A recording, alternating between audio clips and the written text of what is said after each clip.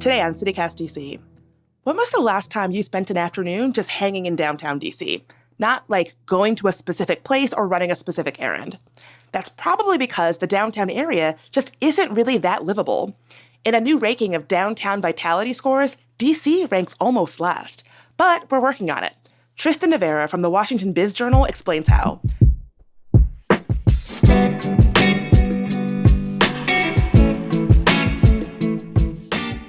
Today is Wednesday, May 3rd.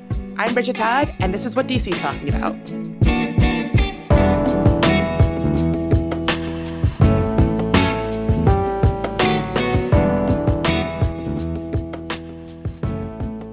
So Tristan, people are trying to make DC more livable.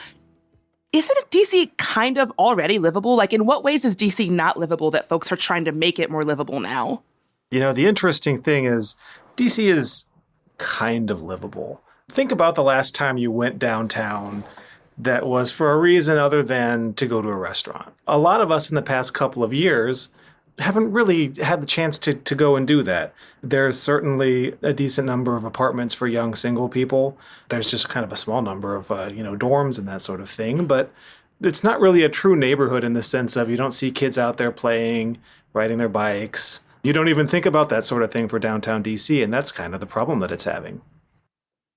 What would realistically make DC, particularly downtown, like more livable for families and different types of people to actually enjoy? Well, it's got to be a lot of public space investment. So downtown DC has about 27 acres of green space, but how much of that is locked up in kind of federally controlled, very plain parks, right? There are a few options as far as where you take kids to go to play. There are some playgrounds that are kind of locked in private schools. There are a few, are you going to take kids to go hang out with the skateboarders, or are you going to go and try and hang out on, DuPont Circle and with all the pets and all that sort of thing? You don't have a lot of great options. And so the public space is a big part of the conversation. So I'd love to know, why this is a good idea. I'm sure some folks listening are like, okay, who cares if downtown DC is super corporate? I know Bowser's got this 5-year plan. Why is this something that folks should care about? This is the eventuality that's coming if people aren't coming back to the office, right? Downtown DC right now, the central business district is about 92% office buildings. Now, if you are working remotely, you don't really have that many reasons to go down there anymore. If you're like me and you live in Arlington, you have a lot of neighborhood shops and once a week you'll go to your office and, you have a lot of options and you just don't end up spending a lot of time in the city center. So DC officials lately have been thinking as we consider, remote work is here to stay.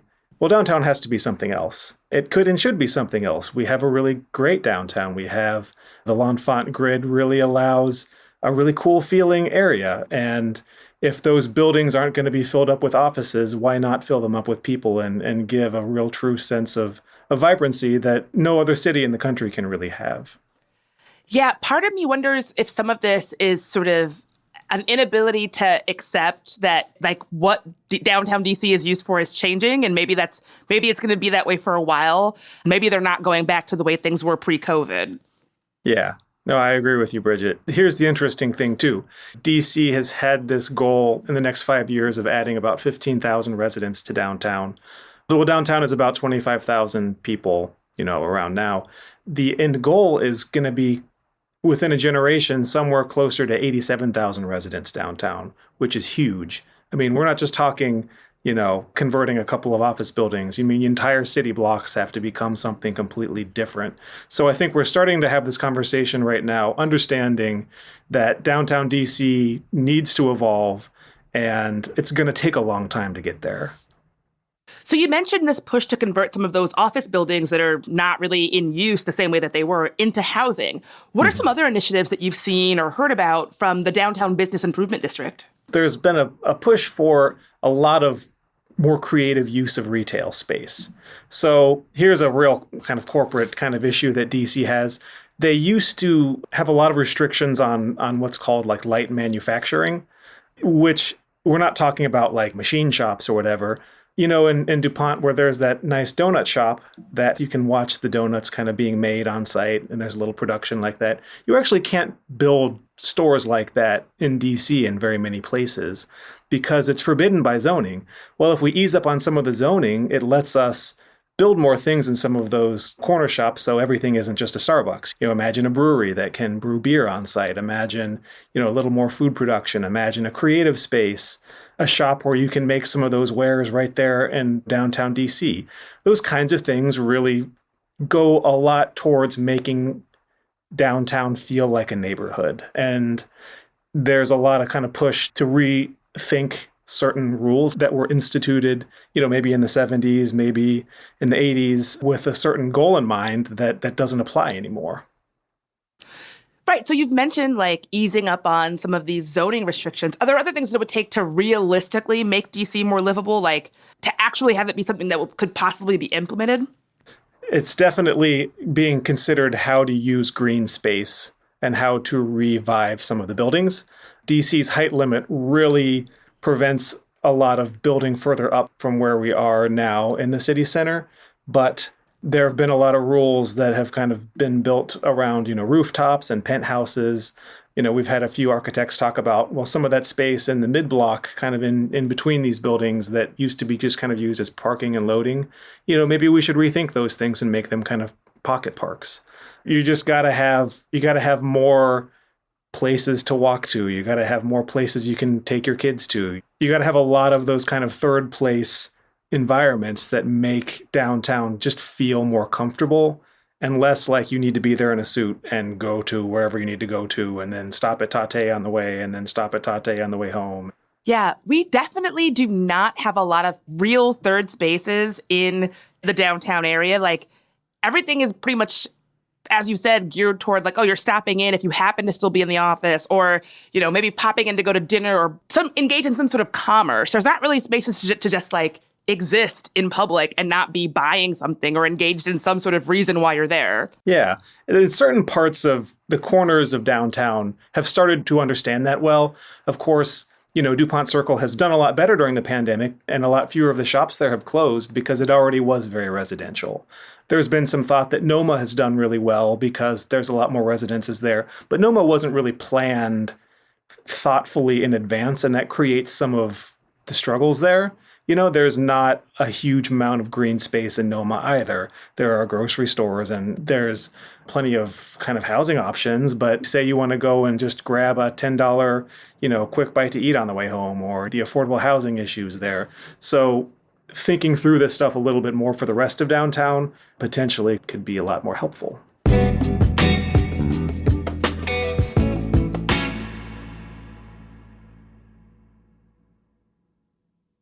So you mentioned making things more pedestrian friendly, like a place that you would want to bring your kids to walk around. I've seen renderings for a real life version of this, like a pedestrian only zone in places like Chinatown. Mm-hmm. What does this look like? Yeah, so the downtown bit has really been thinking about Chinatown because it's right in the middle of all these different cool things. There are a few different ideas in play for how to revive some of those roads. I think they'd like to see kind of a road diet where some of the lanes get closed down in favor of more buses and maybe a more kind of pedestrian-friendly experience. The real thing is a lot of Chinatown is built for walking on sidewalks while a bunch of cars drive by you. You can't really hang out there. There are certain chances to. I mean, the Christmas market is really fun. And it proves that people want to go there. They just don't have a reason to stick around if they're not buying something. So if these roads are redesigned so that there's more space for people to spend time outside, they think that people will just spend a lot more time there. So I know that they, in Chinatown, already do that when there's game days, like they shut down the roads and for the Christmas market. Do you know if they're suggesting shutting stuff down around the arena or like other areas in the Chinatown area? It's a combination of everything. I mean, they're really looking at 6th, 7th, and 8th streets, especially. There are certain kind of the idea of maybe funneling some traffic towards a few larger streets and then leaving others to be a little bit more, either make it so that there's just only buses can go through this area or maybe certain time of the day, this road is closed to traffic. Maybe some of these don't need, traffic at all. Maybe we should really look at kind of the way that Silver Spring closed down, a central kind of thoroughfare. Maybe downtown DC has a few roads like that where you can kind of funnel them away from cars and towards people. I know another part of this conversation with making DC more livable is the crime rate. Crime is seriously up this year, and there's this feeling that downtown is less safe than it used to be just because it's emptier. So how does that factor into how officials are thinking about moving forward? This is the top priority that the bid has really looked at in Chinatown specifically, but in the rest of the city.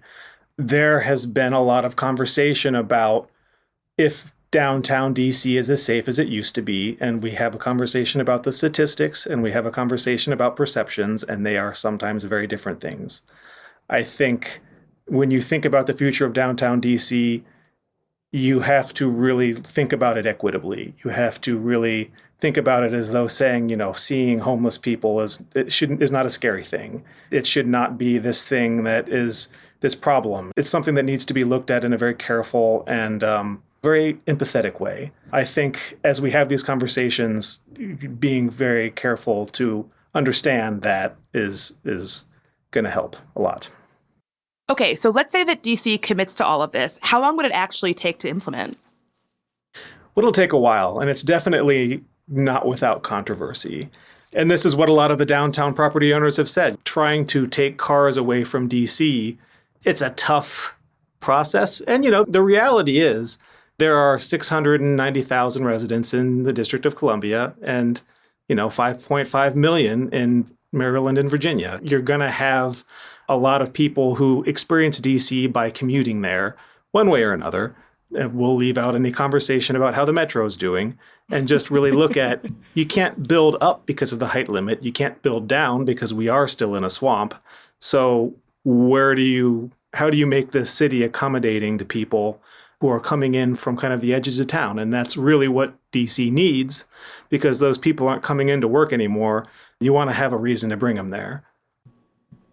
So we end all of our interviews asking our guests if they have a DC life hack to share, something that makes life in DC a little bit better. So Anju is the best Korean chicken in town. Go to the happy hour. All of the prices are way cheaper, and it's just fun. Oh my God, this is a tip made for me specifically. I love Korean chicken. So this is great. Tristan, thank you so much for being here. Always a pleasure. Well, hey, thanks again, Bridget.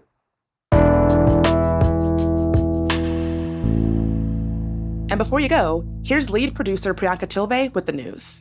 There was a line out the door and around the corner at MLK Library on Monday, where residents on the city's public housing waiting list were checking their eligibility. It was their last chance to check in before the DC Housing Authority scraps the current waitlist, which has already been closed for a decade, and reopens a new version that they say will be more effective this summer. Right now, DCHA's occupancy rate is the poorest of any large public housing authority in the country. Also, DC has some staggering numbers when it comes to unpaid traffic tickets. Bad drivers have racked up more than $1.3 billion from unpaid tickets over the past 20 years. DDOT is installing more traffic cams and working on deals with Maryland and Virginia in hopes of getting money back from those drivers, but don't count on it. And lastly, a new memorial dedicated to fallen journalists is going up on the National Mall at the corner of 3rd Street Southwest and Independence Ave. It's been about 4 years in the making and only got federal authorization last December. The Fallen Journalist Memorial Foundation is now soliciting design proposals, but they already know that they don't want victims' names included.